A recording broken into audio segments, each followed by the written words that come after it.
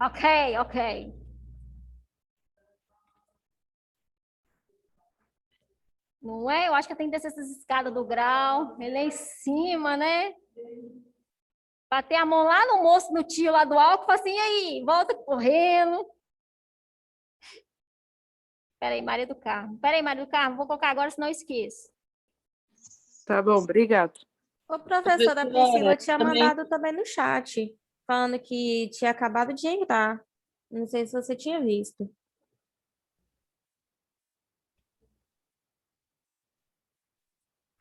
Ok.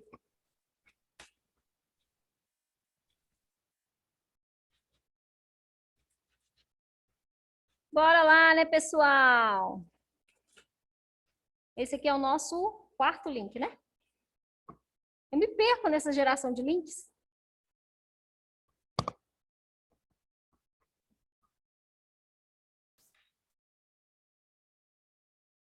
Nós estávamos falando mesmo, vamos ver se estão prestando atenção nas aulas.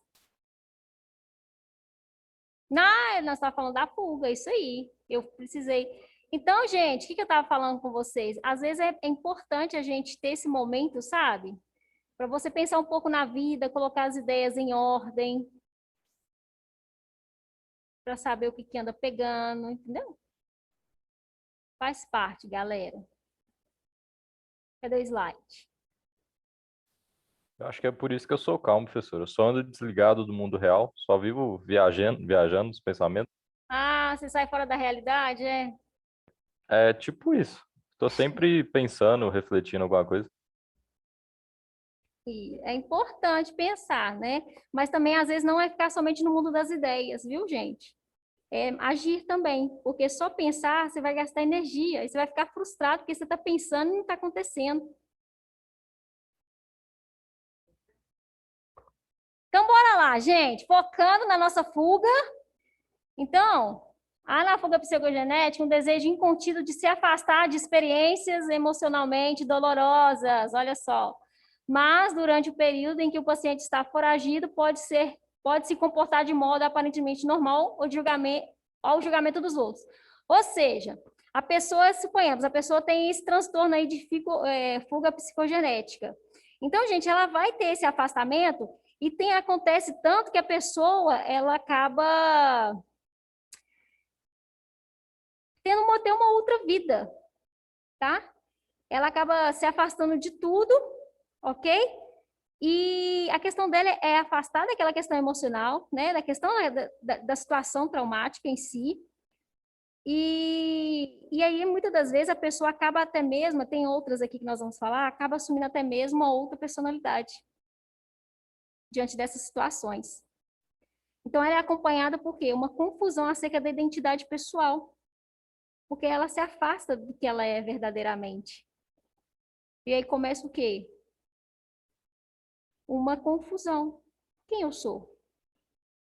E muitas não têm nem noção por que fazem esse tipo de comportamento. Sabe que tipo de pessoa que sai de casa e some? Não sabe por onde está andando?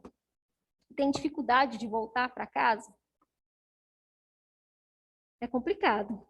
E ela pode o quê? Adquirir uma nova identidade com relação a isso, para dar conta de tocar a vida dela. Assumindo um papel, né, que ela acha que é o ideal para ela. Então, na fuga psicogenética, a pessoa pode tanto ter esse afastamento drástico, tanto da casa como do ambiente. O ambiente que ela tiver inserido, né, o local de trabalho, e ela vai ter incapacidade de se recordar do passado, ou seja, ela acaba muitas das vezes recalcando muita coisa. Por não dar conta, né, gente? Até ela querer assumir um papel que ela acha ideal para dar conta de continuar a sua vida. Tranquilo, pessoal? Deu para entender? Sim. Ótimo. Que vai dar, não, ó, não comete a fuga não, hein? Fica todo mundo aí, tranquilo. Se tiver que passear, um relax, tá? Volta para casa, para o trabalho. Então, vamos lá. A pessoa com esse quadro, gente, ela pode até assumir um novo nome. Ou seja, ela pode deixar de ser a Maria para virar lá a Joana.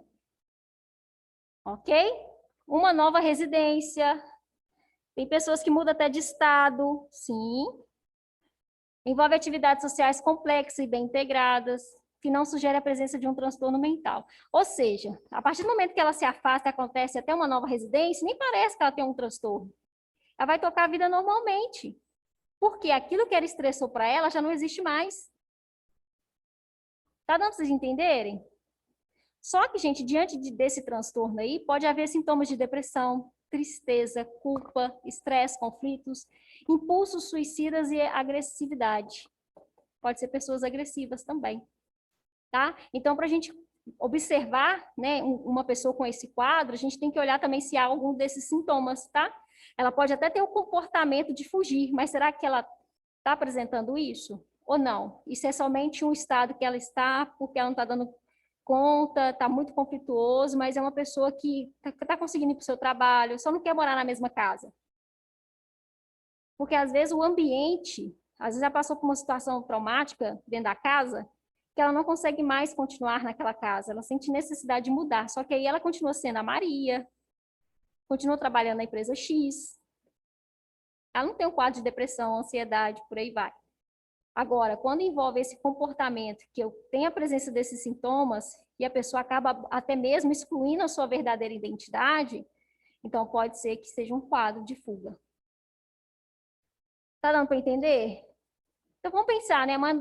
Esses andarilhos da vida, né? Se a gente for pegar para avaliar. Pode ser que a gente ache aí esse quadro. Tem que ser estudado, né? Analisado. Mas acontece, viu, gente? Então, o diagnóstico de fuga dissociativa costuma ser feito após o fato, tá? Aí, ó, quando o médico analisa o... Lembra que eu falei com vocês? A gente tem que ouvir o paciente, tem que pegar o histórico, não pode rotular, e coletar as que documentam as circunstâncias anteriores ao abandono do lar. Então, primeiramente, eu tenho que entender, já aconteceu outras vezes? Ela passou por uma situação que foi extremamente, subitamente, desconfortante, estressante, conflitante, pulsante afora? Ah, já teve uns 3 episódios que ela sumiu, ficou meses, chegou aí para São Paulo, você acredita? Nossa, sério. Gente, acontece, tem gente que vai para outro estado, sai pegando carona aí, ó, e chega em outros lugares, porque a questão dela é fugir. Para dar conta daquilo, ela vai querer reconstruir a vida dela, nem que seja assumindo outro papel, nem que seja abolindo aquela identidade para ter uma nova vida. Tratamento pode ser feito por intervenções medicamentosas, porque se ela estiver num quadro de depressão, tem que entrar com o quê? Antidepressivo, tá? E necessário a psicoterapia, porque a gente tem que entender primeiramente, o que está gerando isso, esse comportamento, a partir de quando que começou, tá? E ajudar essa pessoa a lidar com isso. Mostrar outros caminhos. Tranquilo, pessoal? Tá dando para entender? Tá, pessoal de casa? Isso, só o Marcos está na sala? Como é que foi? Olha, professora. 23 pessoas na sala. Professora. Professora. Isso, Cada- Só eu aqui que tô, né? Que eu tô com a bateria fraca, né? Aham, sei como é que é. E agora nós temos a síndrome de personalidade múltipla. Não vale, bora lá. Então, o que seria uma síndrome de personalidade múltipla? Transtorno de personalidade múltipla ou transtorno dissociativo de identidade. Então, vocês podem encontrar tanto com esse nome ou dissociativo de identidade, de acordo com alguns autores. Viu, pessoal? Se caracteriza pela existência de 2 ou mais personalidades distintas e separadas numa mesma pessoa. E cada uma delas determinando comportamentos, atitudes, sentimentos diferentes. Então, é aquela pessoa que tem várias personalidades. E quando uma fica conflitante ou ela não dá conta, ela traz uma outra personalidade para assumir aquilo. Vocês já conhecem ou já viram alguém assim? Só em novela aqui. A Rayane está falando que é só em novela. Até hoje também eu nunca esbarrei com desse, não.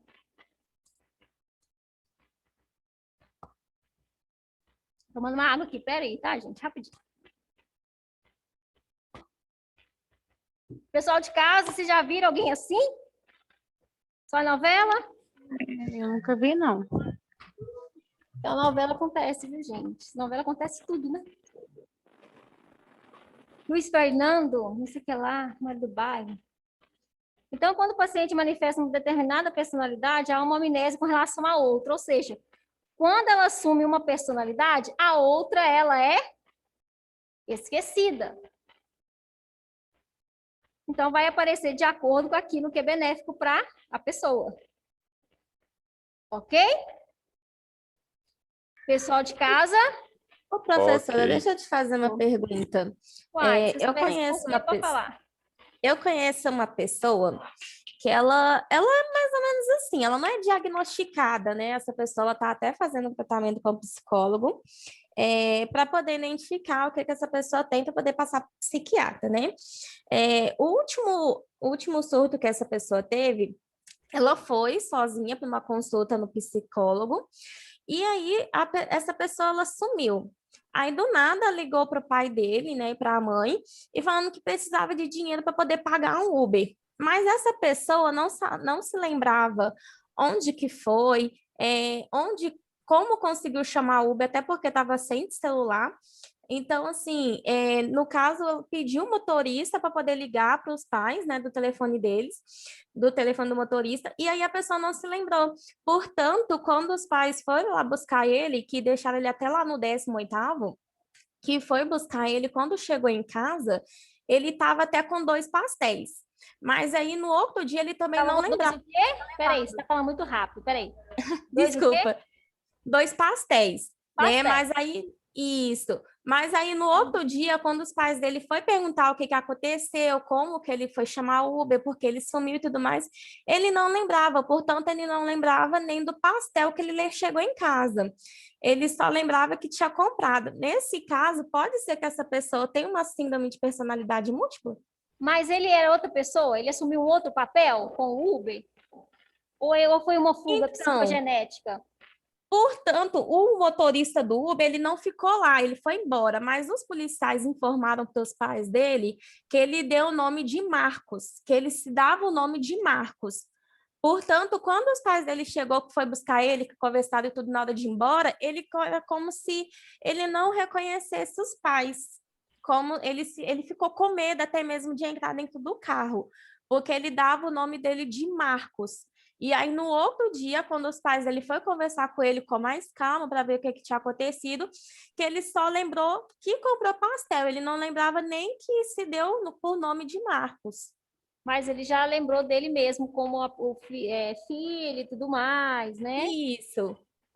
Olha, pode ser, mas aí a gente tem que entender se isso foi a primeira vez, né? Se teve alguma coisa estressora. Ele já tá.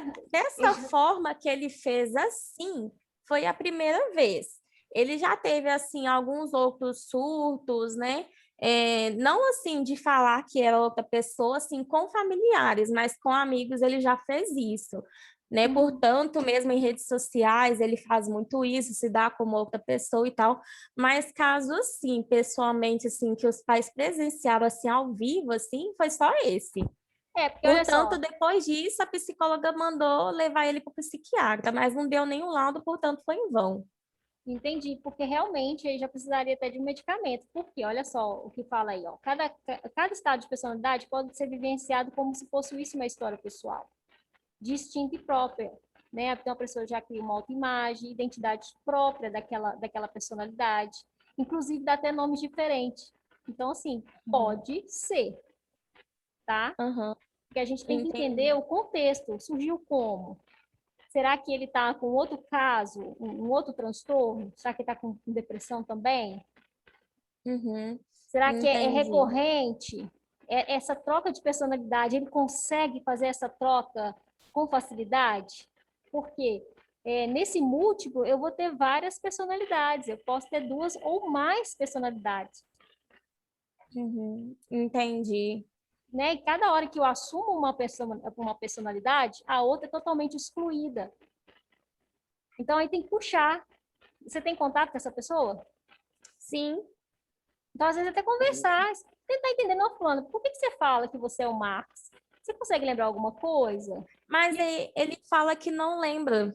Aí ele já começa a ficar nervoso, já começa a xingar, sabe? Ele começa a se alterar, começa a ficar estressado. Entendi. E quando ele for Aí, portanto, a gente Marcos, vai e deixa ele quieto.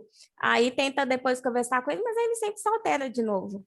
então, quando ele Aí, assumir uma nova personalidade, tentar entender quem é. Ah, você é o Marcos, mas e como é que é, Marcos? Tentar entender se ele, tipo assim, ele traz identidades próprias dessa personalidade, entendeu? Ele assume uhum. esse papel de Marcos, literalmente, ou ele só dá um nome para.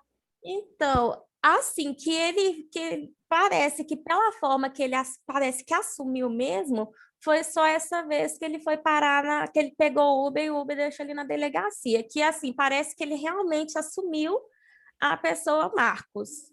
Agora parece que ele sempre se passou, né? Porque conversas no WhatsApp, em rede social, os pais dele sempre pegou ele, né? Ele se tratando por Marcos, até outro nome, por outras Uhum, pessoas. Até é, pelo próprio pai, ele já falou que era o próprio pai, assim. Mas que ele, assim, parece que entrou mesmo no personagem, foi só essa vez. porque olha só, ele está se encaixando no que nós estamos falando aqui, porque quando ele assume uma personalidade, ele esquece da outra, Uhum, né? E ele acaba nem lembrando quem é o Marcos, ao ponto dele estressar com as pessoas. uhum, Então, é uma pessoa que entendi. precisa, sim, ser acompanhada, voltar ao tratamento, né? Se caso precisar de medicamento, até mesmo para controlar isso aí, né? Esse tipo de transtorno. Se tem alguma crise também O associada. psiquiatra que a psicóloga indicou falou com os pais dele que para poder medicar, a psicóloga precisaria primeiro dar um laudo, né, do que ele tem, porque o psiquiatra falou assim que não pode medicar sem antes ter um laudo do psicólogo. Aí, Hum, portanto, ele está até continuando o tratamento com o psicólogo para poder passar um laudo. entendi. Talvez ela está levantando, né, as hipóteses para ver se pode ser esse tipo de transtorno, né? Ou se tem outra coisa envolvida também. Uhum, entendi, mas já é alguma coisa. Eu até conversava com a mãe dele sobre essa síndrome.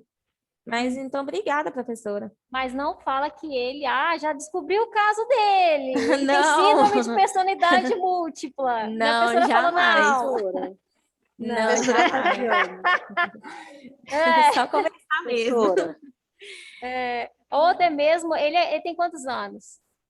Ele já é de Ele maior? está fazendo 17 hoje. Então, já que ele é de menor, os pais poderiam conversar com a profissional. Uhum. Tem vezes que eles conversam, é muito raro ela chamar eles, né? Mas Mas tem eles, vezes que elas conversam, mas aí eu não mas, sei o que é que eles conversam entre eles. mas eu acho que, tipo assim, eu sempre deixo em aberto. Quando eu atendo criança, eu atendo criança também. Não é o meu forte, mas acaba aparecendo.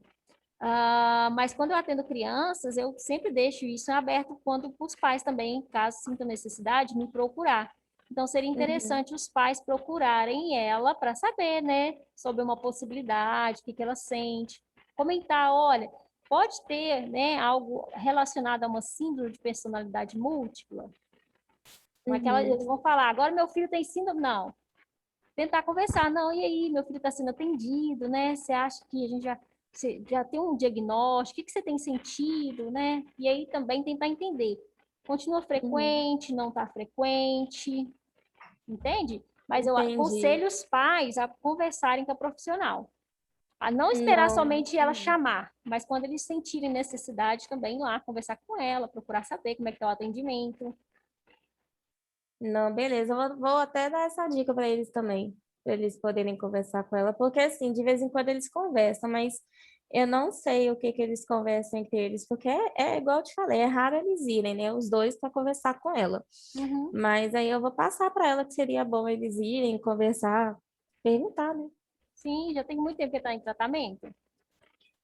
Olha, se eu não me engano, deixa eu ver, acho que já tem uns 2 meses, quase completando 3. Entendo.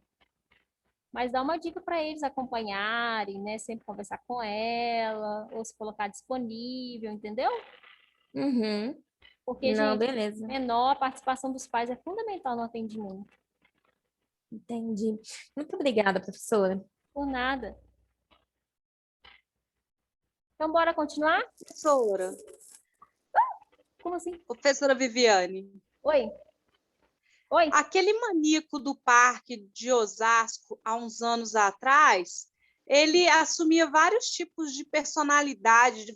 Cada pessoa que ele se apresentava e que ele matou, ele apresentou um tipo de personalidade. Isso pode entrar nesse caso?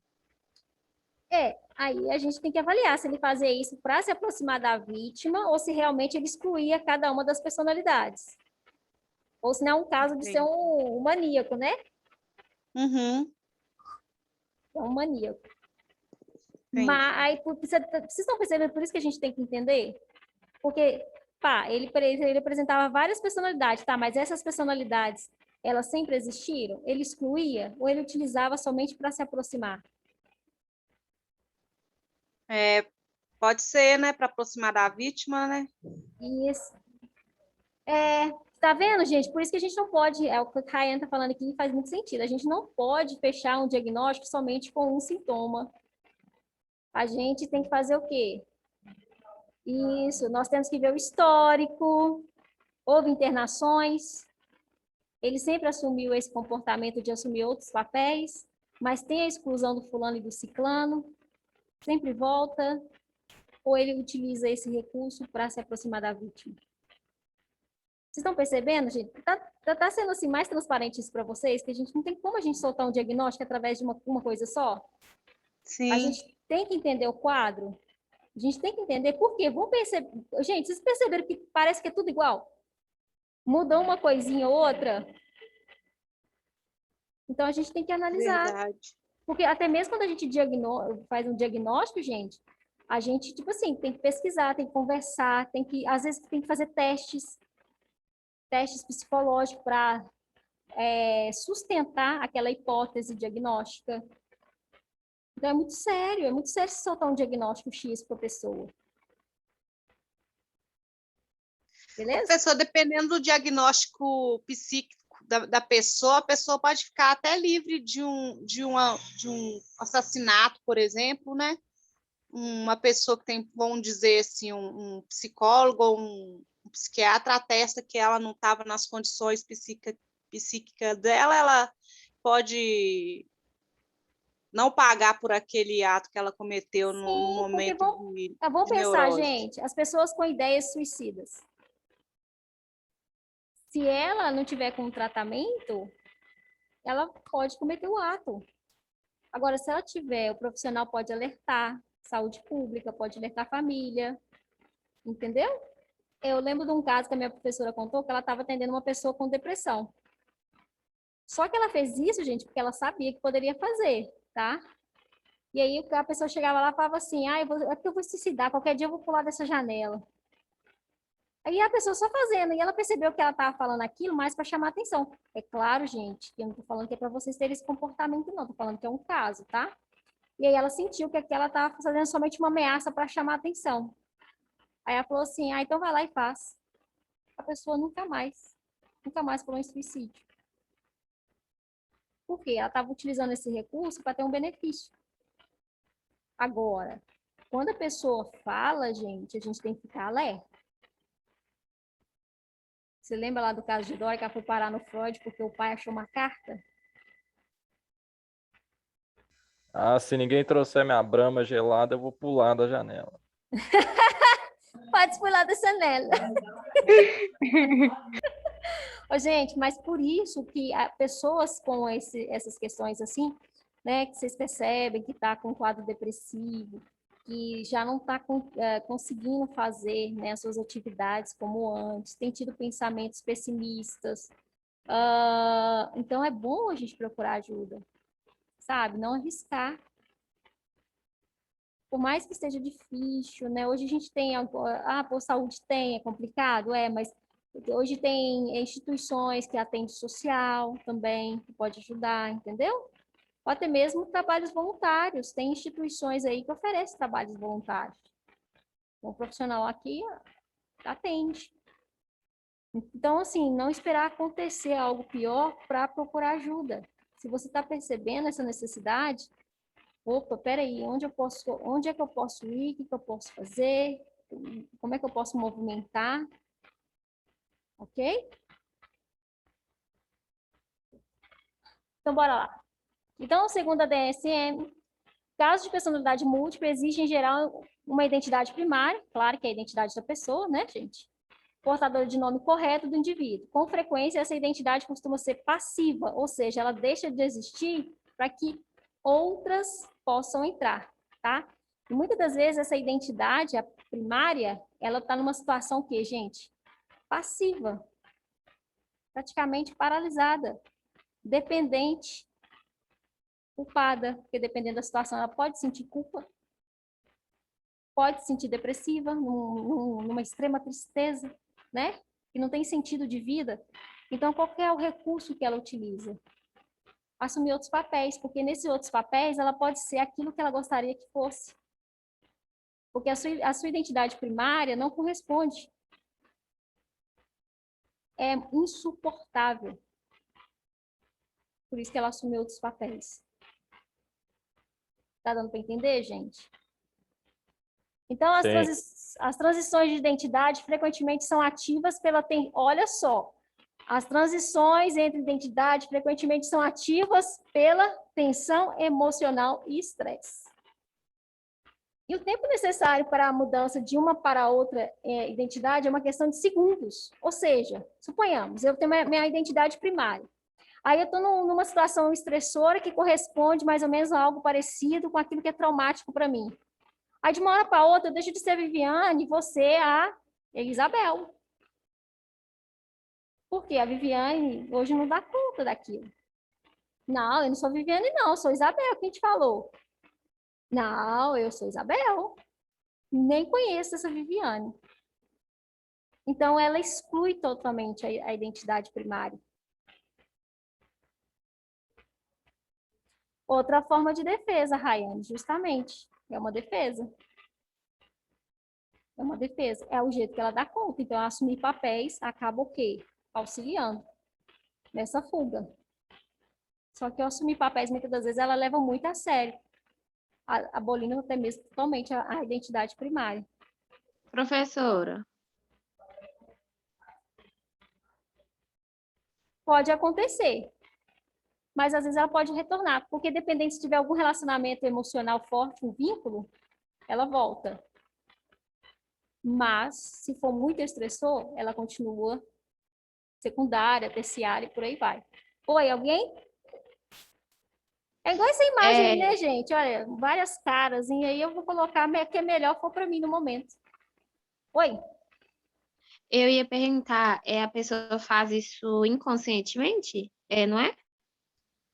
Sim, às vezes inconscientemente, ou às vezes até conscientemente, para ela dar conta daquilo, né? Só que é algo que vem de uma forma de um sintoma.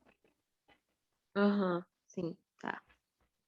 Tá? Dependendo da situação, porque lá, tensão emocional e estresse. Então, se há uma tensão emocional e estresse, eu não dou conta daquela realidade, Por quê? Vocês lembram que na neurose eu tenho consciência da realidade? Só que eu não dou conta. Então, eu sintomatizo ou eu faço o quê, gente? É como se eu jogasse a minha energia para uma outra, para algo que pudesse me dar conta de continuar. Porque o que eu tenho agora eu não dou conta. Então, eu me excluo e me torno aquilo que eu consigo conviver. Ok? Tranquilo? Isso tem aparecido de novo. Então, gente, o número de identidades relatadas varia de 2 a mais de 100. O quê? Metade de casos relatados inclui indivíduos com 10 ou menos identidade. Então, pode aí ter várias identidades, né? Agora, imagina cada hora você assumindo uma identidade, que loucura, hein? Imagina isso para a família, gente. Como lidar com aquilo? Isso. Então, por isso que é importante a gente se atentar e procurar ajuda. Porque fica difícil não somente para a pessoa, mas para as pessoas com que ela se relaciona. Imagina uma mãe não lembrar da filha, uma filha não lembrar da mãe. Olha o estresse emocional que isso vai ter. Indivíduos com transtorno dissociativo de identidade frequentemente relatam a experiência de severos abusos físicos Oi? Olha aí, ó. O que pode levar a isso aí? Ó, pode ter passado por abuso físico, sexual, especialmente durante a... Vocês lembram que eu comentei com vocês que a neurose, a maioria dos traumas são lá na área infantil, na fase infantil? Então, muitas das vezes pode estar aí, ó, a chave. Não é que todos vão ser, viu, gente? Mas a maioria, tá? Porque através de relatos de pessoas que tiveram esse quadro, isso aqui, ó, o abuso, né? Tanto físico como emocional, foi o relato apresentado pelos pacientes. E a maioria, né, gente? Muitas das vezes a maioria desses transtornos também pode ter sido aí, questões sexuais ou traumas. Até mesmo na vida adulta, né? A gente passa por situações que, se a gente não saber lidar, isso pode gerar aí um trauma, um transtorno. Até mesmo prejudicando a sua rotina, né? Gerando depressão, ansiedade, é o que nós vemos por aí. Então, a questão é, gente, ir direto na causa, tá? Porque medicamento só vai mascarar. Não adianta pegar uma pessoa com depressão e socar antidepressivo nela. Você não saber qual que está sendo a causa daquilo. Onde está a fonte da dor? Foi um abuso? Foi um trauma? Foi uma perda? Pode ter sido uma perda de qualquer coisa, uma perda emocional, uma perda, sei lá.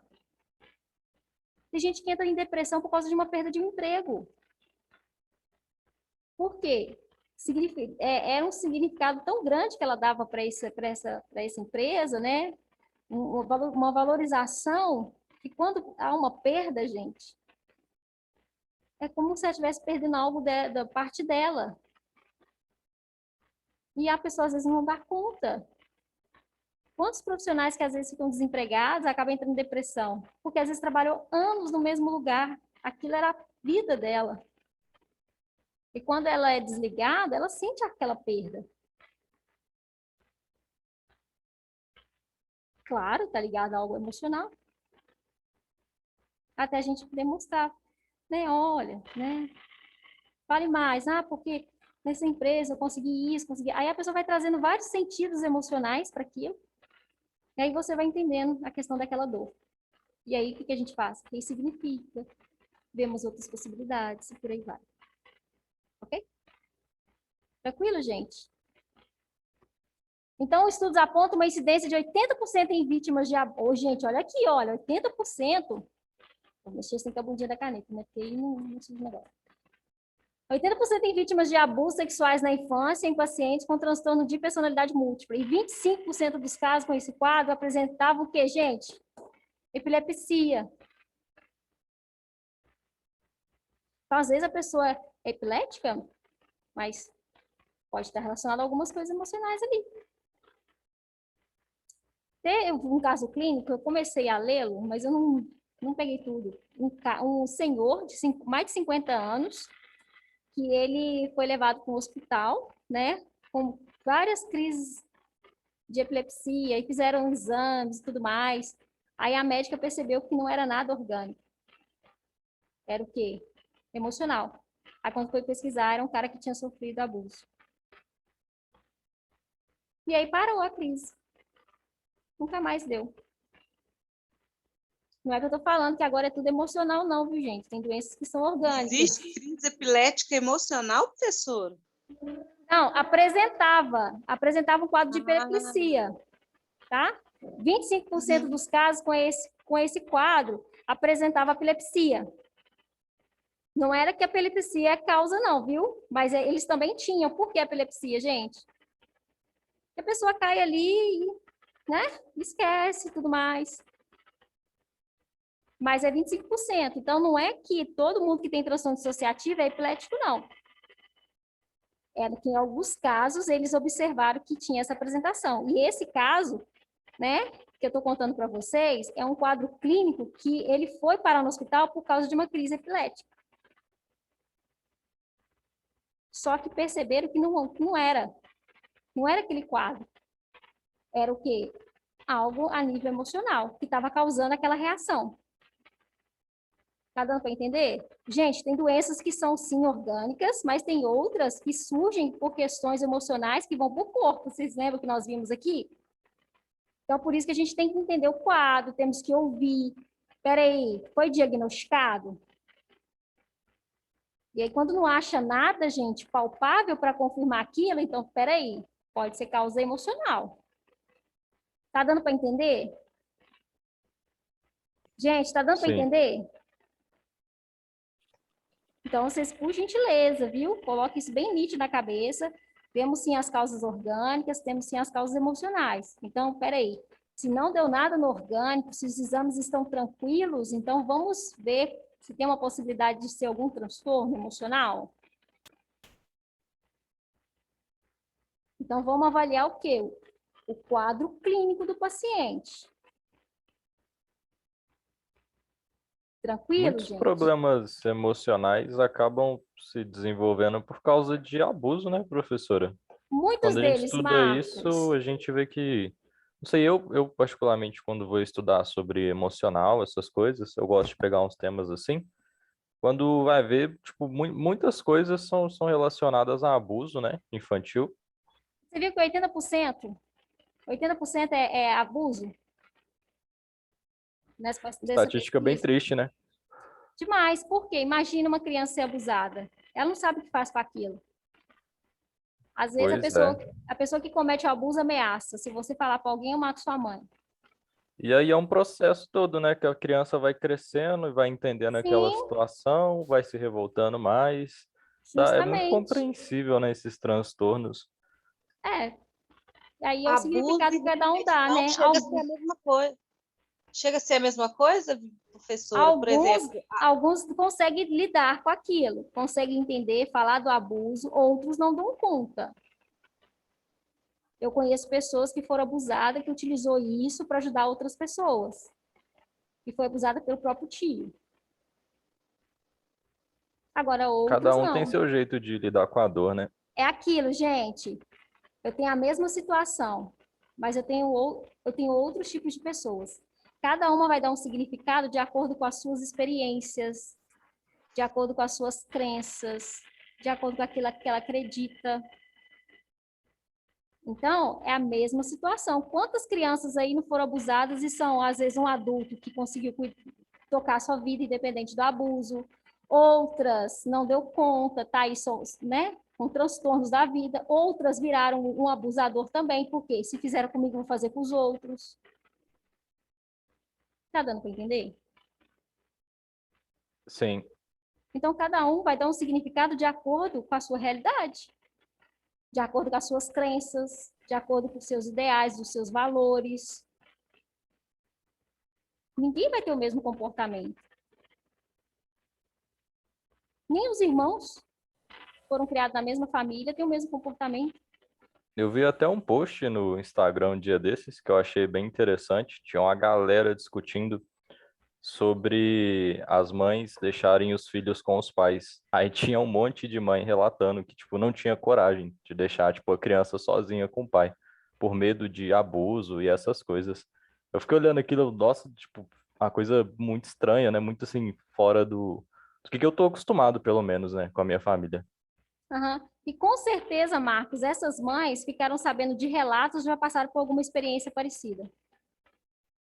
É, eu imagino mesmo, deve ser alguma coisa nesse sentido, para a pessoa ter tanto receio. Pois é, e ela acredita que aquilo pode acontecer, então por isso que eu não confio. Antes eu privar do que acontecer, eu me senti culpada. Ainda mais mãe, né? Quando o assunto é o filho, a mãe tem sangue nos olhos. Justamente, a casa é proteção. Então tem umas que preferem ficar literalmente com o filho para não ter perigo de nada. Entendeu? É claro, Entendido. gente, que são hipóteses que nós estamos levantando, tá? É de acordo com a experiência e a vivência de cada um. Isso faz a diferença. Então, esse link vai cair em menos de 1 minuto. Vamos entrar no próximo, finalizar, beleza?